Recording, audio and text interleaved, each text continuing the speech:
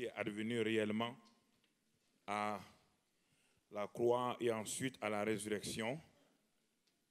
La parole de Dieu nous dit ici dans Exode 12, verset 1, je vais le lire. L'Éternel dit à Moïse et à Aaron dans le pays d'Égypte, ce mois-ci sera pour vous le premier des mois et il sera pour vous le premier des mois de l'année. Dieu propose à un peuple qui a souffert 430 ans dans l'esclavage, dont la mentalité a été bouleversée, et ils ont acquis une mentalité d'esclave, de complexer et de culpabiliser. Dieu leur propose un nouveau calendrier. Dieu leur propose un nouveau départ. Dieu leur propose une nouvelle vie. C'est cela, ce qui s'est passé quand nous retournons dans l'Ancien Testament pour voir donc la crucifixion et la résurrection. Au moment où Dieu a appelé Moïse pour libérer ce peuple, leur libération devait être à deux niveaux. Premièrement, la libération physique de l'emprise de Pharaon, de la sortie totalement du système de l'Égypte. Et deuxièmement, leur libération devait être au niveau mental. Et nous allons voir que Dieu va déployer sa puissance. En Égypte, Dieu a fait des grands miracles qu'on a appelés les 10 plaies d'Égypte. Mais ces miracles ont eu pour effet seulement de montrer que Dieu était un Dieu tout-puissant. Qu'il est un Dieu de victoire qui est capable de démontrer qui il est dans toute sa puissance. Mais ces miracles n'ont pas ébranlé Pharaon et n'ont pas permis au peuple de Dieu de sortir de leur esclavage. Ça, c'est la première étape lorsque Dieu nous rencontre dans le monde. Nous sommes dans le système du monde, nés dans ce monde-là, dans le péché d'Adam. Et souvent, nous rencontrons la bonne main de Dieu. Dieu fait des miracles, des guérisons extraordinaires. Mais malgré cela, nous sommes encore esclaves. Nous ne sommes pas libérés. Nous crions gloire à Dieu. J'avais un cancer, j'ai été guéri. J'avais une tuberculose, j'ai été libéré. J'avais des démons, j'ai été libéré. Mais on ne voit pas la qualité de vie que Dieu veut voir en nous. Alors, Dieu dit maintenant à Moïse, je vais vous faire passer à une autre étape. Et cette étape-là, ça sera un nouveau calendrier que je vous propose. Un nouveau départ. Les 430 années passées en Égypte, dans la souffrance, dans l'esclavage, dans la mentalité rétrograde, ces 430 années seront un passé bientôt. C'est pourquoi l'apôtre Paul dit, si quelqu'un est en Christ, les choses anciennes sont passées. Dieu est un Dieu de démarcation, frères et sœurs. La vie chrétienne a deux aspects. La rencontre de Dieu avec vous dans le monde, dans l'Égypte. Dieu vient vous rencontrer dans votre Égypte, dans votre esclavage. Dieu vient vous rencontrer là où vous subissez donc les harcèlements de l'ennemi. Et vous bénéficiez des bontés de Dieu, mais vous êtes toujours en Égypte. Vous êtes toujours esclave de Pharaon. Le système de Pharaon continue à vous dominer. C'est pourquoi Jésus dit, on est dans le monde, mais on n'est pas du monde. Et ces grands miracles ont lieu et nous rendons grâce à Dieu. Dieu dit un jour maintenant, c'en est assez. Nous allons partir. Je vais vous délivrer. Et ce jour-là, Dieu dit à Moïse, dit à tout le peuple, les pères, de prendre un agneau. ce sera qu'on nous avons appelé l'agneau pascal. Il dit, vous allez égorger, vous allez sacrifier cet agneau et vous allez mettre le sang de cet agneau sur le linteau et les poteaux de vos maisons. Il dit, moi je dois voir d'abord le sang. Le sang est important pour moi, il est aussi important pour l'ennemi de vos âmes. Le sang fera la différence en Égypte. Le sang sera le moyen par lequel vous serez libérés de l'esclavage de Pharaon. Et cet agneau pascal, effectivement, quand ils ont appliqué le sang, et quand l'ange de la mort est venu le soir, aucune personne du côté de ce peuple d'Israël n'a été touchée. Mais on entendait dans le camp de Pharaon des grands cris de détresse. C'était la démarcation qui allait se faire entre deux groupes de gens qui allaient donc être sur la terre. Et pour nous aujourd'hui, cette démarcation a eu lieu par la croix, qui est la fin de l'ancienne création en Égypte et qui est en même temps la porte d'accès à la nouvelle vie en Christ. Écoutez bien, frères et sœurs, s'il n'y a pas cette démarcation dans votre vie, si vous n'avez pas rencontré la croix, comme je l'ai dit le vendredi passé, si vous n'avez pas expérimenté votre propre mort à la croix, frères et sœurs, il est impossible d'aller loin avec Dieu. Car ressuscite celui qui est mort. Ressuscite celui qui est mort. Christ n'est pas ressuscité pour lui, il n'en a pas besoin. Christ est ressuscité avec toi. Éphésiens 2 nous dit que quand il est ressuscité d'entre les morts, Dieu t'a ressuscité. Pourquoi? Parce que tu étais mort à la croix, ton vieil homme, ta nature adamique, cet homme qui était esclave et du péché, cet homme qui était esclave a été crucifié, identifié à Christ dans sa mort, mais s'il n'est pas identifié à Christ dans sa résurrection, il n'y aura pas une nouveauté de vie en toi. De ce côté de la croix, mon frère, c'est la défaite. Quand on est identifié à la croix, on n'a pas encore la vie, on n'est pas sauvé. La croix ne sauve pas les gens en tant que tels. La croix met fin à l'ancienne création. La croix est le système que Dieu a utilisé pour détruire le vieil homme. Car le vieil homme que nous avons hérité d'Adam ne peut pas être autrement que d'être crucifié avec Christ. Il faut que cela soit clair dans votre pensée pour que votre vie chrétienne porte du fruit. Des milliers et des millions d'hommes de chrétiens sont chrétiens, vont à l'église. Il n'y a aucune victoire dans leur vie.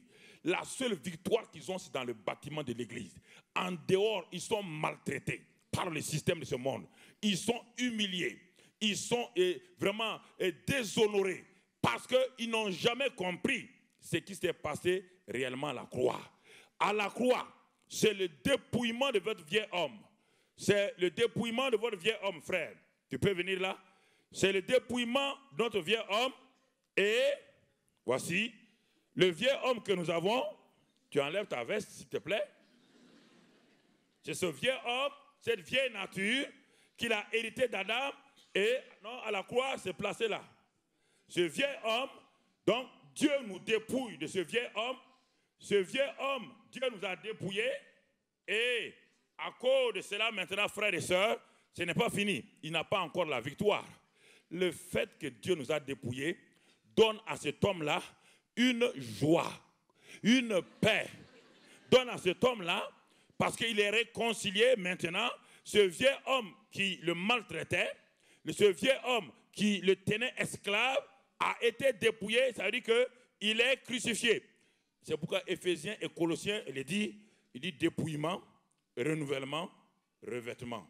S'il n'y a pas ce mécanisme, si tu ne connais pas cet exercice-là, tu vas rester à ce niveau-là. D'abord, dépouillement, c'est-à-dire là, il dit renouvellement dans la pensée, et ensuite, revêtement de l'homme nouveau, créé selon la justice de Dieu, par la justice et la sainteté que produit la vérité. Alors, frères et sœurs, cet homme, il est effectivement dépouillé, il est crucifié, son vieux homme est crucifié. Et cet homme-là, il va passer par le baptême d'eau, comme Israël. Ils sont passés par le baptême dans la mer Rouge avec Moïse, le baptême de la régénération. Et cet homme, il va passer maintenant, il va franchir et un nouveau départ va se manifester. Quand ce nouveau départ va se manifester, cet homme va se trouver au-delà de la croix. Maintenant, et Dieu lui propose Canaan. Canaan, ce n'est pas le paradis. Canaan, c'est le symbole de la vie chrétienne victorieuse. C'est le symbole où tu vas entrer dans ce pays où il y a le lait et le miel, où il y a aussi des géants, les Anaks, mais c'est une vie de foi. C'est une vie où Dieu lui-même, pour aller à Canaan, Dieu va faire trois choses. Premièrement, Dieu a lui-même donné Canaan comme un don. La vie chrétienne est un don. La vie chrétienne victorieuse est un don. Deuxièmement, la présence de Dieu va être avec cet homme-là. Le Saint-Esprit était représenté par la colonne de feu et la colonne de nuée. Deuxième chose, troisième chose, frères et sœurs, Dieu dit à cet homme-là maintenant, ma présence est avec toi jour et nuit pour que tu arrives à bon escient à Canaan. Entre l'Égypte et Canaan, il y avait 11 jours de voyage. Ils vont mettre 40 ans. Qu'est-ce qui s'est passé que le voyage de 11 jours se transforme en 40 années? Qu'est-ce qui se passe pour que ta vie chrétienne, tu es converti à combien d'années? Regarde, tu tournes en rond toujours dans le désert. Pourquoi tu n'as pas la victoire? Pourquoi malgré tout ce que tu fais, les grandes choses que tu fais, il y a eu des grandes choses dans le désert. Il y a eu la manne. Il y a eu les eaux de Mara qui ont été transformées en eau douce. Il y a eu le miracle du serpent d'airain.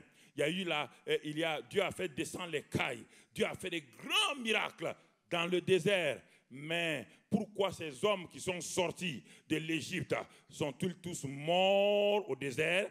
Et il n'y a que 2 seulement qui ont pu entrer dans la vie chrétienne victorieuse. Pourquoi tant de chrétiens n'ont pas la victoire? Pourquoi ils sont dominés? J'insiste sur ça. Ils sont dominés par le péché, ridiculisés par Satan. Le monde rit d'eux. Ils n'ont que la victoire quand ils se réunissent, quand ils sont ensemble. Pourquoi le monde ne peut pas dire, voici un homme, une femme qui est réellement chrétien, comme la Bible dit? Pourquoi le monde ne le dit pas? Parce que le monde cherche. La Bible dit, le monde est à la recherche, non pas des enfants de Dieu. Le monde est à la recherche des fils, des gens matures, qui ont compris, qui ont laissé grandir Christ en eux, qui ont laissé la croissance spirituelle se manifester. Le monde est fatigué de voir des enfants de Dieu, des chrétiens yo-yo, des chrétiens qui chantent seulement, des chrétiens qui sont à tout vent dedans, ils sont tombés et le monde piétine et s'en va. Le monde est à la recherche d'hommes qui ressemblent à Christ, qui ont, frères et sœurs, la vie divine en eux, qui sont participants de la nature divine, qui sont conscients que le Saint-Esprit vit en eux, qui sont conscients, qui sont plus que vainqueurs, qui sont conscients que rien ne peut les séparer de l'amour de Christ. Ni la faim, ni la nudité, ni les périls, ni l'épée, ni les épreuves. Rien ne peut les séparer de l'amour de Christ, car Christ le vainqueur est en eux. Le monde est fatigué de voir des chrétiens tcha-tcha-tcha, des chrétiens rock. Non, il veut voir des chrétiens basés sur le roc solide, la parole de Dieu. Mais qu'est-ce qui a fait que Dieu ayant déployé toute sa puissance, regardez, Dieu ayant déployé toute sa puissance, pourtant ils ne sont pas arrivés. Dieu a transpiré. Dieu a fait de grands miracles pour amener ces gens-là en Canaan. Et ils sont tous morts dans la défaite.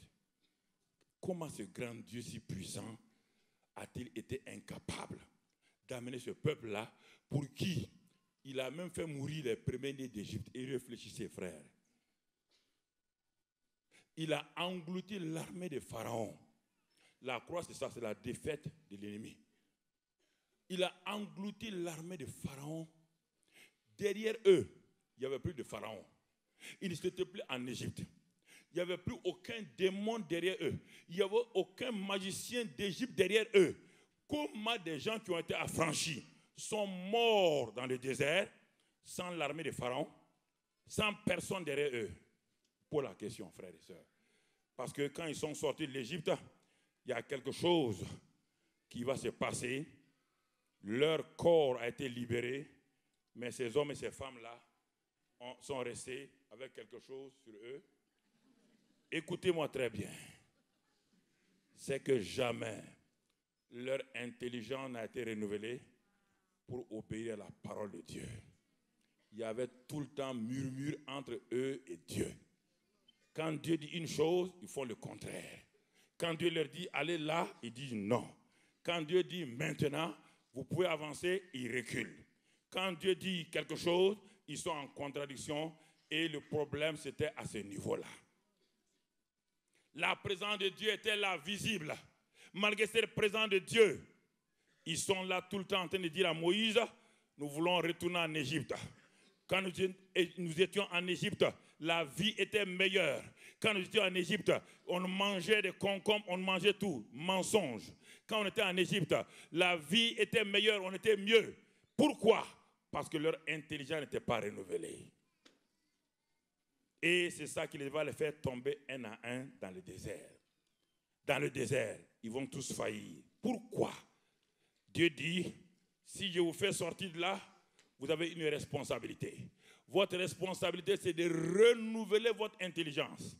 Car j'ai une volonté. Canaan est une réalité.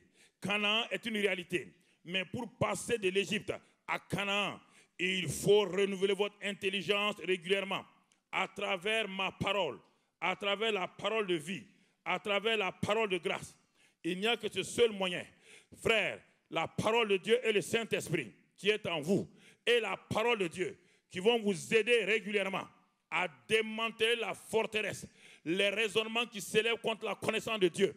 Ces raisonnements qui disent, Dieu a dit mais, nous sommes au 21e siècle. Dieu a dit mais, nous sommes dans le siècle de l'Internet. Dieu a dit mais.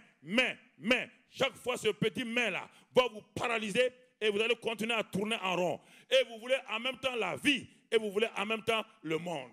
Et c'est ça qui a créé des problèmes à l'Égypte.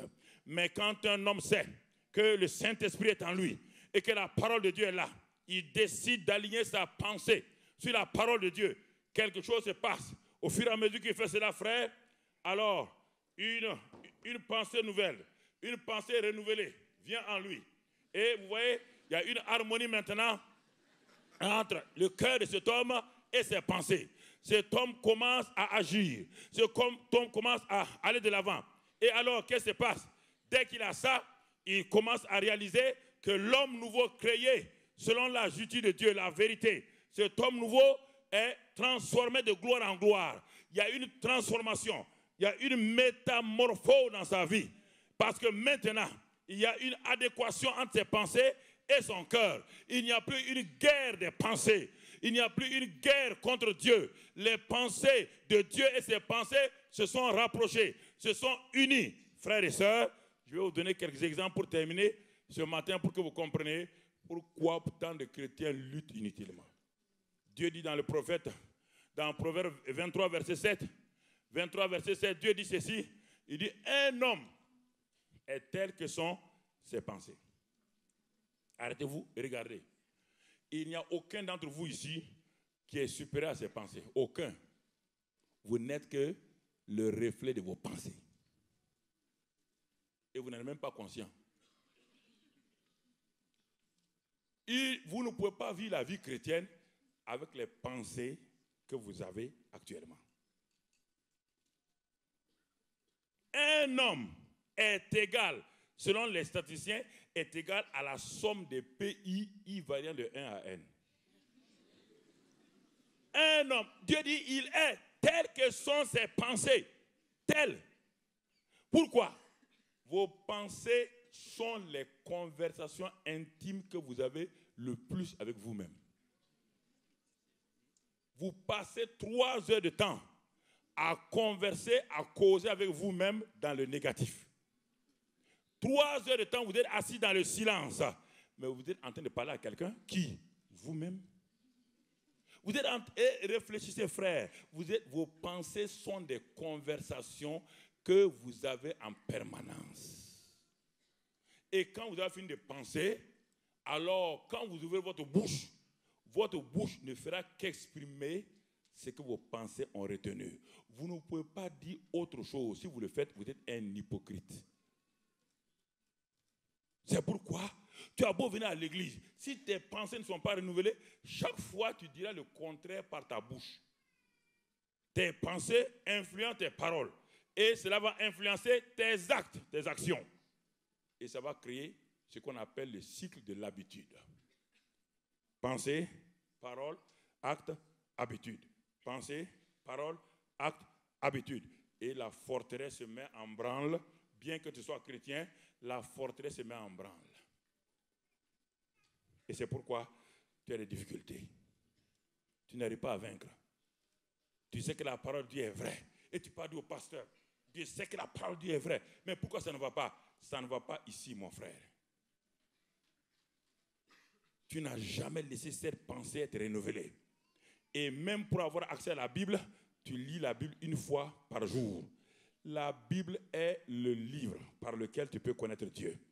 Fermer la Bible, c'est dire à Dieu, ferme ta bouche, ne me parle pas.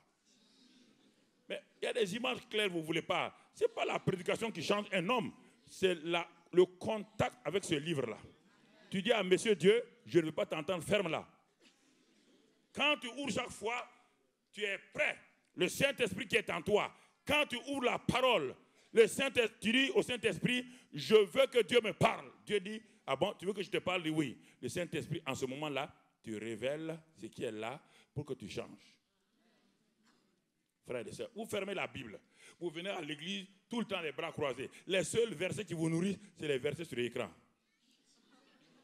Et c'est terrible. C'est terrible. Aujourd'hui, je dis ça au niveau de l'Occident. Le problème que vous avez, c'est le problème de l'Internet là, qui vous crée des difficultés. Tout le temps, les versets. Est-ce que vous pouvez retenir ce qui est là? Vous pouvez prendre votre la lettre d'amour que votre fiancé vous a envoyée, mettre sur Internet simplement et regarder de temps en temps? Non, frère.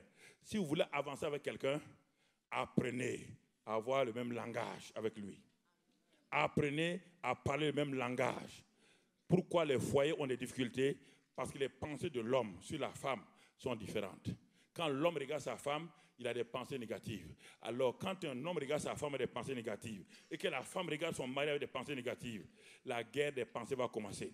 Ils sont tous les deux dans le même lit, mais la guerre des pensées commence. Ils sont là, voilà. Voilà.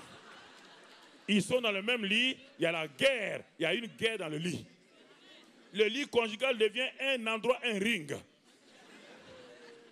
Il n'y a pas de... Non, il ne se frappe pas, mais chacun se tait. Parce qu'il y a une guerre de pensées. Et alors, quand ils se réveillent le matin, chacun a des pensées négatives sur l'autre. Attendez, ils attendent l'occasion. Dès que le mari, par inadvertance, dit un seul mot, la femme sort de la mitraillette.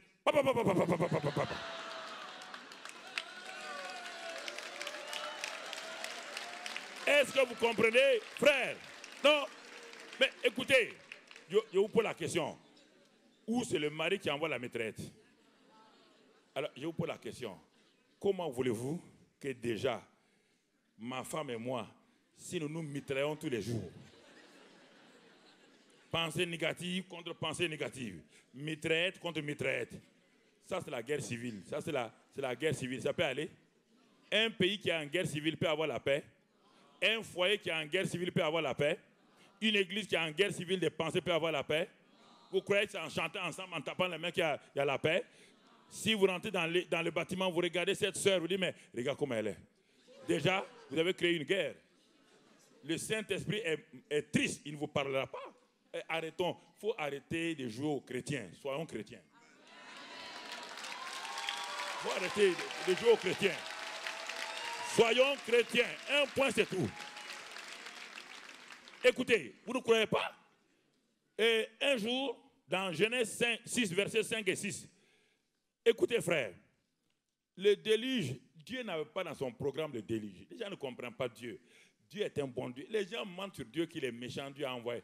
Les gens, la Bible en français nous crée des problèmes. Par la Bible en français, il faut le sujet, il faut le verbe, il faut le complément et tout. Mais l'hébreu et le grec, ce n'est pas comme ça. Quand vous voyez tout ce que Dieu a fait ça, c'est pas Dieu, c'est pas la forme directe, c'est la forme indirecte. C'est ce qu'on appelle la volonté permissive. Frère, Dieu dit, écoutez-moi, Dieu n'a jamais prévu. Au moins, s'il a prévu, c'est qu'il était insensé. Je vais lui dire sans peur. Si Dieu a peur, écoutez, non, c'est pas la peine de jouer à quelqu'un. Non, j'ai pas peur. Je sais de qui je parle. Je sais qui il est pour moi. Dieu n'a jamais prévu le déluge. Pourquoi?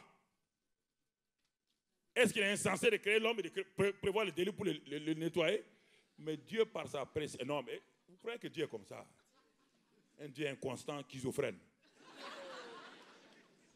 Comment on peut avoir confiance? Même votre chien n'aura pas confiance en vous. Si vous tenez dans votre main gauche un gigot, et vous tendez le gigot vers le chien, et avec un gourdin dans la main droite, même votre chien saura que vous êtes un schizophrène. Écoute-moi, jeune homme, écoute-moi. Hein. Dieu n'est pas comme ça. Dieu ne ressemble pas à nos papas ni à nous. Dieu n'a pas un gigot de viande dans sa main gauche et un gourdin dans sa main gauche, droite. Il dit, viens, tu t'approches, il lève la chose. Même le chien recule. Bien qu'il soit chez toi, il va reculer. Même ton propre chien va reculer. Un Dieu qui attire des gens et qui les frappe au gourdin, il n'est pas mieux que moi. Il n'est pas mieux que moi. Dieu te dit, toi-même qui es méchant, tu ne fais pas de mauvais choix à tes enfants. Et dis-moi qui suis bon. Vous voulez lire la Bible, vous cherchez des choses que vous voulez. Lisez la Bible comme Dieu veut que vous le lisez. Ne cherchez pas dans la Bible des choses. Lisez. Dieu dit, vous êtes méchants. Vous faites de bonnes choses. Moi, je suis bon et c'est moi qui fais de mauvaises choses. Il dit, réfléchissez un peu. Soyez logique. Le méchant, il fait de bonnes choses. Le méchant, quand son fils lui demande du pain, il ne part pas chercher un caillou lui donner. Le méchant, quand son fils demande la viande, il ne part pas chercher un serpent lui donner. Quand son fils demande des œufs, il ne cherche pas un scorpion. Ça, c'est le méchant. Même le méchant sait donner de bonnes choses à ses enfants. Dieu, le bon Dieu, qui a envoyé son fils mourir à la croix, qui a souffert, qui est devenu péché, après avoir fait cela, il va te donner des scorpions, des serpents et des choses. Mais quel Dieu vous avez? Vous posez la question, réfléchissez, quel est ce Dieu-là? Pourquoi vous voulez que je suive un Dieu comme ça? Pourquoi voulez-vous le suivre? Vous allez le suivre comment? Il a un caractère inconstant, on ne sait pas ce qu'il veut. Tout le temps irascible, tout le temps en colère derrière les gens. Comment peut-on aimer quelqu'un comme ça? C'est Dieu que vous avez. Changez votre mentalité. Satan vous a induit en erreur parce que les pensées que vous avez ne viennent pas de Dieu. Oh, mais Dieu a frappé là. Dans Genèse 6, la Bible dit, verset 5, que tous les jours, les pensées de ce peuple-là étaient uniquement tournées vers le mal. Uniquement tournées vers le mal. Écoutez la suite. Leurs pensées étant uniquement tournées vers le mal, la Bible dit maintenant, les pensées sont montées vers Dieu et Dieu a été affligé. Mes péchés n'affligent pas Dieu, frère. Écoute-moi. Si tu crois, mes péchés, Christ est mort pour mes péchés. Quand je pêche, je confesse, Christ a déjà pris mes péchés. Ce qui afflige Dieu, c'est les pensées que j'entretiens en moi qui le vexent quotidiennement. Leurs pensées ont tellement vexé Dieu. Les pensées humaines ont une puissance et se sont élevées tout doucement. Elles sont montées et un jour elles sont arrivées à Dieu. Dieu était affligé dans son cœur. Dieu qui voulait marcher avec l'homme, Dieu étant affligé, l'homme a dit, les pensées de l'homme ont séparé Dieu avec lui. L'homme a quitté le parapluie de Dieu. Les pensées humaines étaient envoyées comme des flots régulièrement vers le ciel. Et ces flots-là sont devenus un déluge. Alors Dieu dit, puisqu'ils ne veulent plus être sous mes ordres, sous mes pensées, puisque leurs pensées s'opposent à mes pensées, Ésaïe 55, puisque leurs pensées contredisent mes pensées, ce n'est pas moi qui vais leur envoyer un déluge. Hein. Il dit à Noé, toi, quand je regarde tes pensées sont des pensées d'honneur, de paix vers moi. Mais ces gens-là ont quitté le parapluie de Dieu. Et le déluge est venu les a détruits. Ils ont provoqué le déluge. La plupart des déluges que tu as dans ta vie, les déluges familiaux, les déluges de divorce, les déluges de maladie, viennent de toi-même, des pensées que tu entretiens régulièrement sur toi, sur Dieu et sur les autres. Les pensées, tous les neurochirurgiens vont vous dire ces choses-là. Les pensées ont une puissance positive ou négative, selon qu'elles soient alignées selon la parole de Dieu ou alignées sur ce monde-là. Frère, vous ne pouvez rien dans ça. Et c'est pourquoi, dans le livre de Jérémie 6, verset 19, si je ne m'abuse pas, il dit, le malheur qui vient sur vous n'est que le fruit de vos pensées. Ah, quand j'ai lu ça, Dieu me dit, mais oui, il dit, mais tout malheur qui vient sur toi, moi j'ai prévu le bonheur, j'ai prévu la paix, j'ai prévu la joie, j'ai prévu la vie abondante.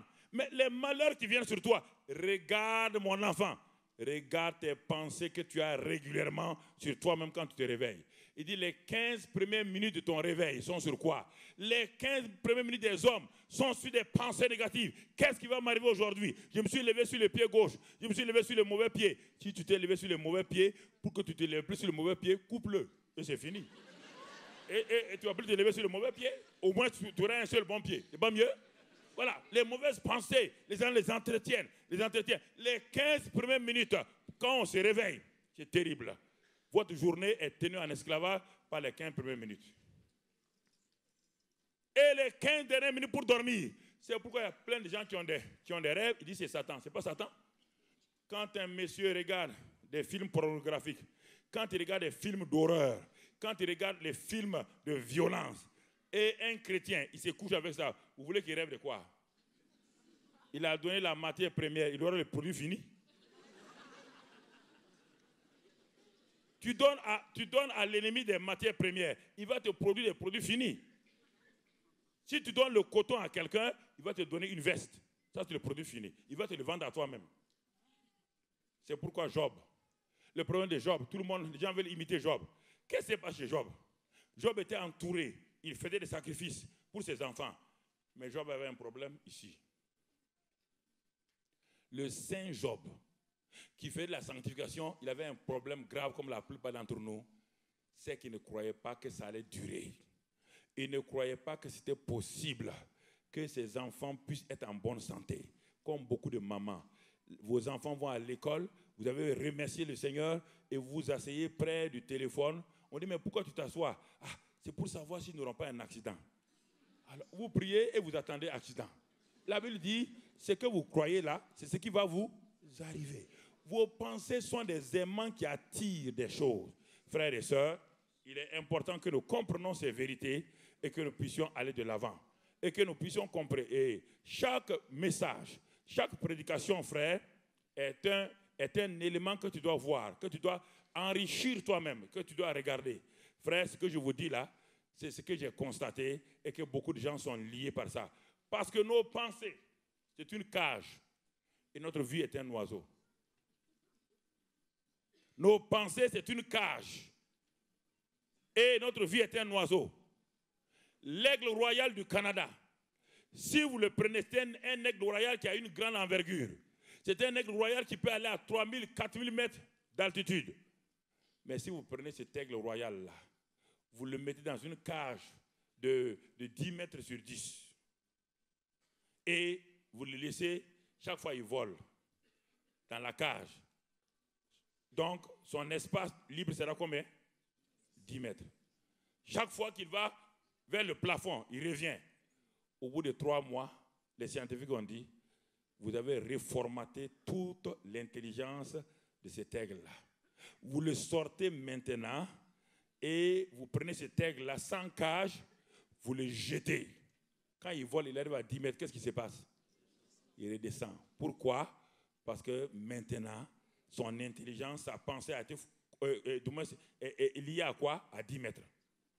Pour que vous puissiez le refaire partir, il faut un autre exercice qui va lui permettre d'aller. C'est ça qui a fait tuer Israël dans le désert, pas autre chose. Il n'y a pas un seul Israël qui est mort d'épée dans le désert. Lisez votre Bible. Puisque vous croyez. Il n'y a aucun qui est mort par l'épée. Aucun.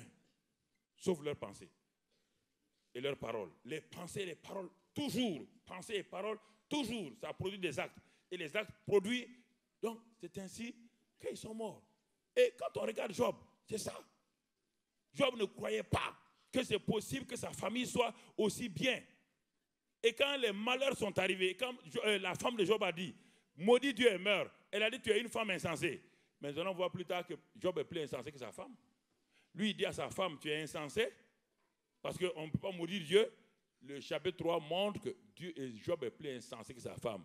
Au moins, sa femme a eu le courage de dire, maudit Dieu et meurt. Regardons dans Job 3 pour terminer. Job 3. Merci mon frère. Tu es renouvelé. Va en paix. Job 3. Lisons cela. Écoutez, moi je suis pratique. Il ne faut pas aller, vous savez, prêcher, ça ne marche pas. Prêcher, ça ne marche pas. Jésus était pratique. Très pratique. Des choses qui frappent la pensée de quelqu'un, c'est ça qui va lui permettre d'aller loin. Les choses qui rentrent là et qui sortent là ne changent personne. Alors, dans Job 3, il est écrit ici, regardez un homme et vous dites que Job c'était un homme saint extérieurement.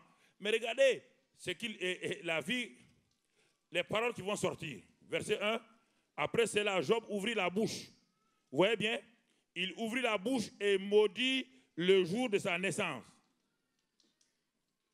Sa femme dit, maudit Dieu et meurt. Il dit non, est-ce que tu es une femme insensée? Il lui-même, Dieu va nous révéler la vie de Job. La vie des pensées de Job. Il ouvre sa bouche, il maudit le jour de sa naissance. Premièrement, il est en train de maudire qui? Ce n'est pas fini. Vous amusez, vous dites, ah, il est saint en quoi?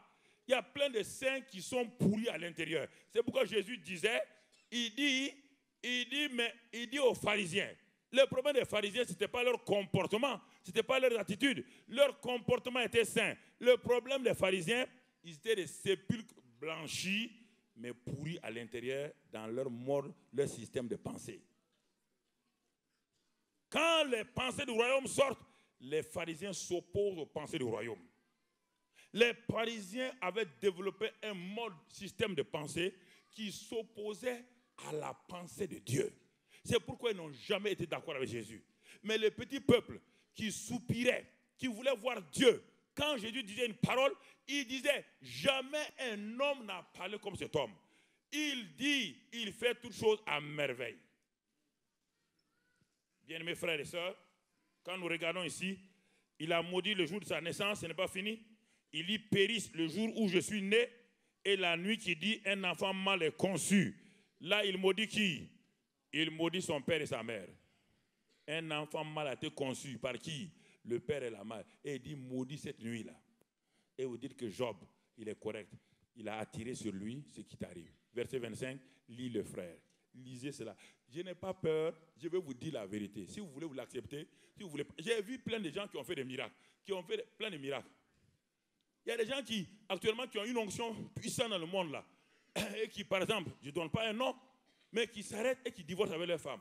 Après 40 ans de ministère, je ne comprends pas. Je ne peux pas comprendre. Un homme qui est sous l'onction, les miracles se passent, et puis qui regarde sa femme, il dit on divorce. Un homme de Dieu. Quelque chose ne va pas dans sa tête. Ce n'est pas son cœur, ce n'est pas l'onction. J'ai vu plein de gens comme ça, qui donnaient espérance, mais qui sont tombés. À cause de quoi? Leur système de pensée. Dieu ne peut pas dire à un homme de Dieu, lève-toi, va divorcer. Je ne peux pas accepter ça. Quelle est la raison qu'un homme de Dieu va divorcer? Dites-moi quelle est la raison. L'amour ne faillit jamais. Je ne parle pas du sentiment. Le sentiment. Et la plupart des jeunes sont avec ça. Le sentiment est composé de deux mots, sentir et ment. Tout ce que tu sens à l'égard de cette fille-là, tu dis, oh, je ne peux pas vivre sans toi. 3 mois après, tu vis sans elle. Donc, le senti a menti. Faites attention, l'amour ne ment pas. L'amour, c'est un acte de décision. L'amour ne faillit jamais. C'est la nature divine en nous. Dieu ne peut pas faillir. Et Job dit, ce que je crains, c'est ce qui m'arrive. Alors donc, ça veut dire que Job entretenait des pensées de peur. Vous entretenez des pensées de peur. C'est ce qui empêche la vie divine. Vous avez pris en otage la vie divine. Les pensées ont pris en otage la vie divine. Pourquoi vous n'avez pas la paix? Pourquoi vous ne marchez pas dans la joie? Les événements extérieurs autour de vous ne doivent pas vous déranger, frères et sœurs. La Bible dit les épreuves, la faim, la nudité. Dieu dit, vous aurez des tribulations. Mais pourquoi ces tribulations vous affectent? Pourquoi ces tribulations vous attristent? Pourquoi ces tribulations vous détruisent? Pourquoi ces tribulations vous vexent? Parce qu'il n'y a pas un repos à l'intérieur. Vos pensées ne sont pas alignées sur la pensée de Dieu, frères et sœurs. Frères et sœurs. Donc, c'est pourquoi il est important que nous comprenions ce que Dieu dit. Je n'aime pas beaucoup discuter avec les choses, les gens. La Bible dit que par l'inquiétude, si on lit dans le livre des Proverbes, il dit les maladies. Si vous lisez, je peux vous donner les preuves. Les maladies que les gens ont aujourd'hui, c'est à cause des inquiétudes. L'inquiétude, c'est quoi? C'est les pensées. Les maladies que les gens ont, même les cancers que les gens ont, c'est à cause des inquiétudes qu'ils ont parfois. Parce qu'ils ont peur, ils entretiennent ça. Ça crée des stress et ça crée des difficultés dans le corps. Je n'ai pas dit que tout. Je ne parle pas d'un absolu. Tout message est relatif. Tout message doit être amélioré parce qu'on ne peut pas, un seul message ne peut pas faire l'absolu, frère. Non. Mais un message est toujours un élément de base sur lequel vous devez construire. Vous devez construire. Vous devez d'abord reconnaître dans tout message, frère, dans le poulet que vous avez devant vous pour manger, le poulet est une nourriture. Mais les os des poulets, vous les enlevez, vous les déposez. Vous ne pouvez pas dire parce que le poulet a des os, vous jetez le poulet. Vous ne pouvez pas dire parce que ce poisson a des arêtes, vous jetez le poisson. Vous jetez les arêtes et vous mangez le poisson. Ne me dites pas, même si maintenant, il y a des arêtes dans mon message, je te prie, sois humble. Mange la chair du poisson. Jette les arêtes. Ne sois sûr que j'ai des arêtes dans mon message. Fais attention à cela. Parce que tu peux confondre, mon frère, parce que tu as des mauvaises dents. Les dents vont te créer des problèmes. Ce n'est pas mon message qui te crée des problèmes, parce que tu as des caries, tu as des problèmes dans tes dents. Donc, fais attention à cela. Et regarde ton cœur, mon frère. Écoute-moi, écoutez, frère. C'est comme cela que nous prêchons et c'est comme cela qu'on avance. Si j'ai de l'alcool ici, de l'alcool. Si vous me donnez votre bras, je mets l'alcool sur votre main, c'est la fraîcheur, oui ou non? Mais quelqu'un qui a une plaie, quand on met l'alcool, ça fait quoi? Ça brûle. Est-ce que c'est ma faute à moi? C'est mon alcool qui est en faute? C'est ta peau qui a une plaie. Alors parfois, faites attention, quand je prêche, je suis dur avec ça. Si mon message te brûle, c'est qu'il y a une plaie en toi quelque part. N'essaie pas de raisonner. Accepte ça, sois humble, reste là et laisse Dieu va te diriger. Parce que ta vie est dangereuse, mon frère. Et je préfère te dire c'est la vérité, parce que la vérité a franchi les gens. Vous comprenez? C'est pourquoi je suis là, 37 ans de ministère, je ne varie pas en un seul point. Je prêche la même chose aux États-Unis, dans le monde entier. Alors écoute-moi, sois humble. Ce que je te dis là, j'ai vu des multitudes de gens qui pleuraient, c'est trop tard pour eux. Parce que la parole te touche ce matin, laisse Dieu te toucher.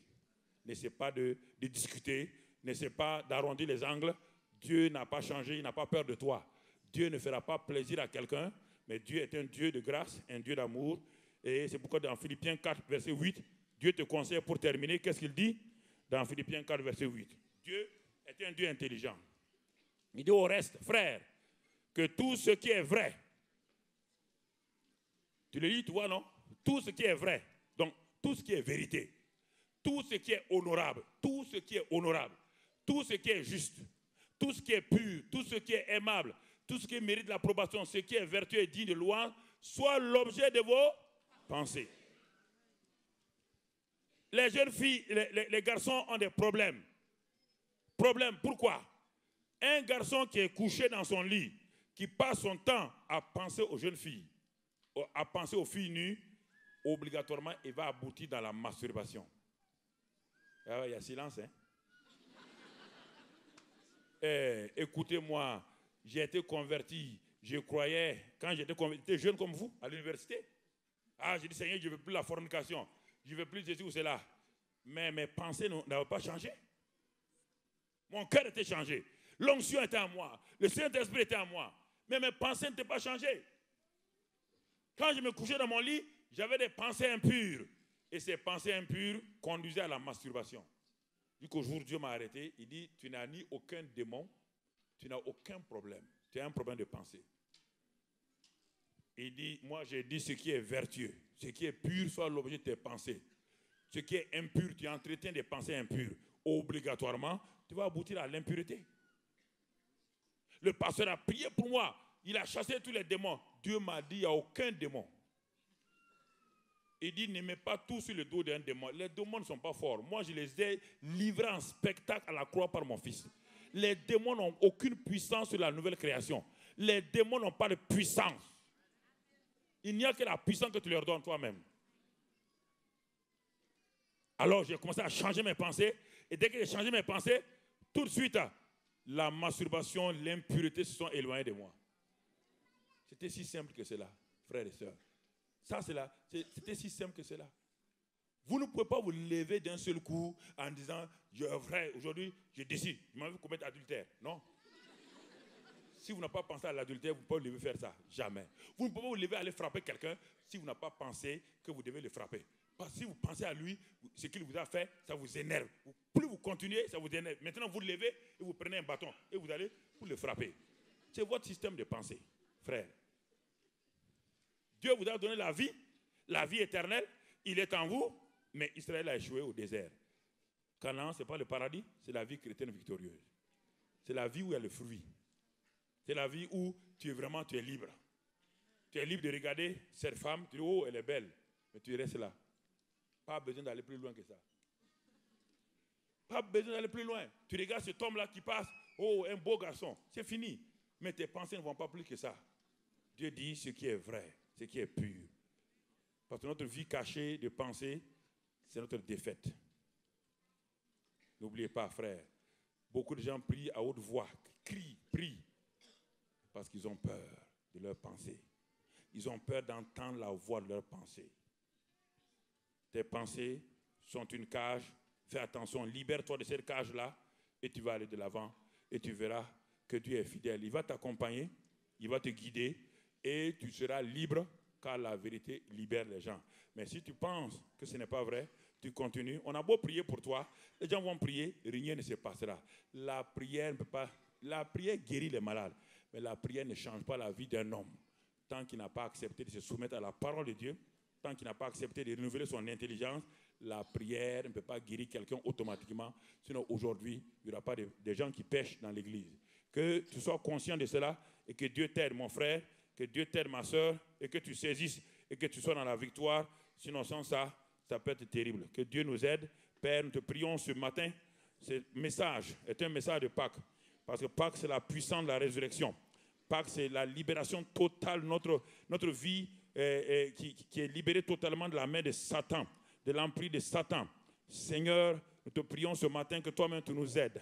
Que ce peuple, ces jeunes gens qui souvent ont été habitués à des pensées, que toi-même tu les aides à renouveler leurs pensées par la parole de Dieu.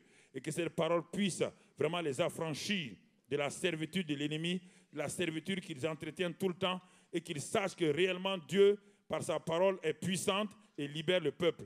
Père, merci pour cela. Au nom de Jésus. Amen. Amen.